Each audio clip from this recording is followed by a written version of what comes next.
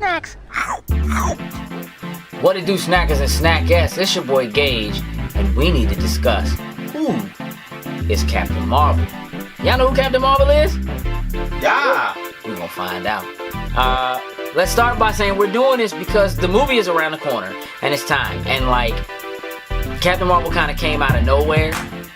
We got like a brief moment to see like her symbol, where she, Sam Jackson sent a message. Let's find out who she is. Now, there have been no less than 5 different characters to assume the name Captain Marvel.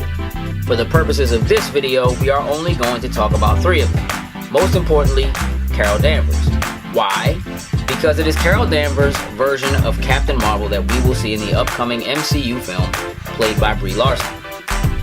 In the comics, Carol Danvers is an officer in the United States Air Force who is the security chief of a military base where an alien Kree soldier named Mar-vell is working disguised as a human named Dr. Walter Lawson. He is the original Captain Marvel, based on a mispronunciation of his name by Nick Fury. Carol is caught in an explosion of a Kree device that Mar-vell attempts to shield her from, thus causing her DNA to become entwined with Kree DNA, giving her incredible powers, once she recovers from her injuries. Originally, Carol goes by Miss Marvel. She has also been known as Warbird and Binary before eventually taking the Captain Marvel moniker. However, Carol is chronologically the 3rd Captain Marvel I want to talk about today. Monica Rambeau was the 2nd Captain Marvel and eventually led the Avengers in place of the Wasp before changing her name to Photon and later to Spectrum.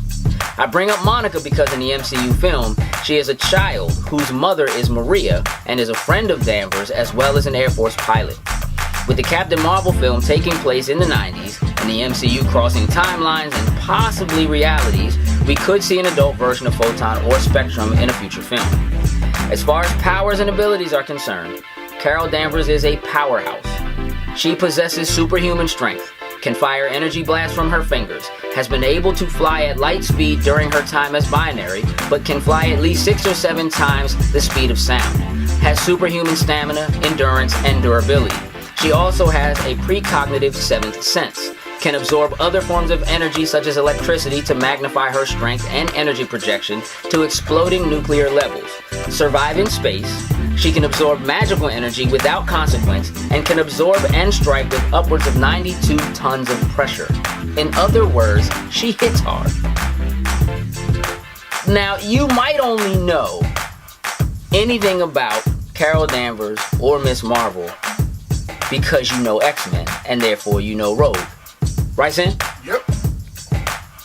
Now, in the X-Men films, Rogue wasn't a powerhouse. She just had the ability to absorb other people's powers, correct?